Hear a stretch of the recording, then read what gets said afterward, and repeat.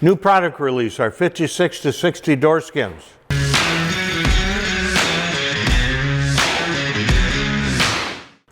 We're going to show you how to install them. It's going to come to you basically as a finished door skin. It's ready to go, reinforced. Todd and Corey are going to give you the instructions on how to put this on. They've came up with a pretty unique way of installing them. So hopefully it'll save you some time and make a little nicer job on what you're doing. So here we got the back side of our door skin.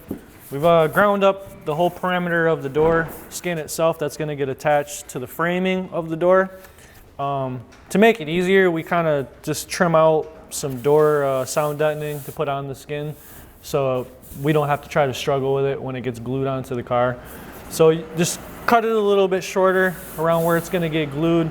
And then if you want to, you could tape this off if you're worried about getting it on the sound deadener itself. But most likely, we're going to stay within this parameter around the skin, so it shouldn't touch it. Just wanted to show you guys what it kind of looks like before it goes onto the car, and kind of some of the prep that we do to get it to stick to the framing. And this is the front of the skin. And we kind of went through and marked the door skin and on the car. So when we put this back on, we have a reference on where the skin was prior to taking it off. So when we put it back on, we can make it consistent, and we're not guessing on where the skin was, and we just get a better fit for the gap. So when it goes on, theoretically, you should be able to kind of put it right back to where it was, and we'll still maintain that same fit, just making it more consistent and making sure that every time we put it on and take it off, it's the same. And you can kind of tell too if you look down the door, the inner door skin without, or the inner door frame. When you look down the inner door frame, you can kind of tell that the gap is somewhat equal all the way around, so that way when you put the skin on, you're not going to be fighting it. And this is what we were talking about earlier as far as stiffening up the door. This is just a piece of wood that we've zip tied onto the latch and onto this metal framing. And we also bolted this in so this door doesn't have that much flex. When this doesn't have the skin on, everything it moves too much. So we wanted to try to stiffen it up to make sure that while we're fitting it, everything stays the same. And this would be a good time too if you have anything that needs to be repaired on the inside of the skin. We went inside here and reinforced the corners of this door because they're known for cracking. So all of the corners of the doors have gotten reinforced and just matte and resin, so everything stays nice and tight. So we're gonna progress on here to the next step on getting our epoxy mixed up and getting everything ready to get applicated to the door framing, and then we'll end up showing you maybe in a time lapse on how we're gonna fasten the skin to the door with the epoxy on it. What we've found in the past is whenever you put door skins on, or you separate a panel from a car and you go to put the door skin back on, one of the major hurdles is you can put the weather strip on, and sometimes it moves stuff around, and it's really sometimes hard to get the skin and the inner panel back together correctly so that you don't have any issues once it's all bonded together.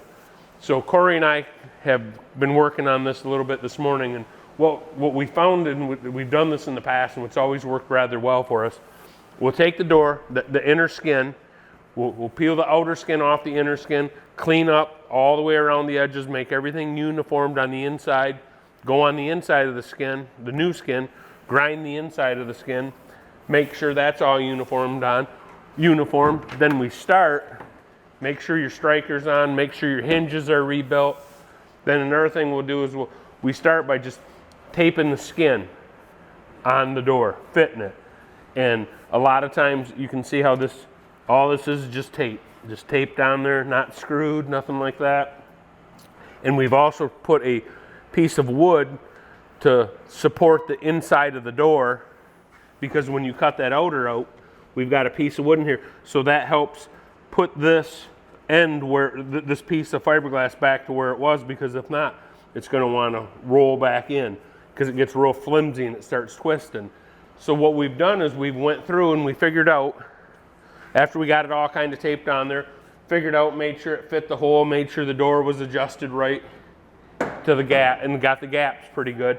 So then we left it taped on, and then we started working, we just take these shims and we put the shims in there so the skin has a place to hit, so it holds, it gives us, so when we're bonding it back on, because this can move a little bit, so when this shuts, we can get the panel flush. And also we know that the inner's not separated from the outer, and then when you go to put the weather strip up against the body, then that's where you always have your crushing problems, and then you go to shut it and the door wants to pop and it does all kinds of crazy things. So at this point right now, we've went through and we've got all basically put stops all the way around the door and made sure that the door fits, the lines, everything is right where we want it. So then Corey went through and taped the inside of the jamb and also the body, so if any epoxy comes out, it's not going to get on our body. Because the thing is you want to try to make this panel and this panel about as perfect as you can get, because this panel doesn't have any primer, there's really nothing on it. You know, normally what we've kind of came up with just on this one is, if you look roughly, like this paint stick is 3/16, a little shy of that actually, but we know if that paint stick right there has the gap, we know that normally we're going to be really close. Because the major problem that we found on any of this stuff is when that weather strip goes, you'll get it all done, you'll get it glued together, you get weather strip on, and you change your weather strip, and you're pinching your weather strip, there'll be a tight spot, and then that causes the door to spring, and then you have to go back through and try to undo what you did, because the door will twist different ways. But we found that having hard stops is just work the best, and it fits the car the best. So next, when we come back, we'll have all this untaped, everything ready to go, and we'll epoxy the skin on. So here we see Corey and Todd coming back with their epoxy to install the panel. We use a 2-to-1 epoxy mix, which gives us a longer pot life to work with. It's available on our website. So now the panel is on, and we want to keep pressure on it while it cures. If you've seen some of our earlier videos, you'll be familiar with our techniques for this. In this case, we use tape to keep the door down, along with a 2x4 clamped across the bottom. We also used hot glue to secure paint sticks over the door skin and the body of the car. You get consistent pressure while the epoxy cures, and move on.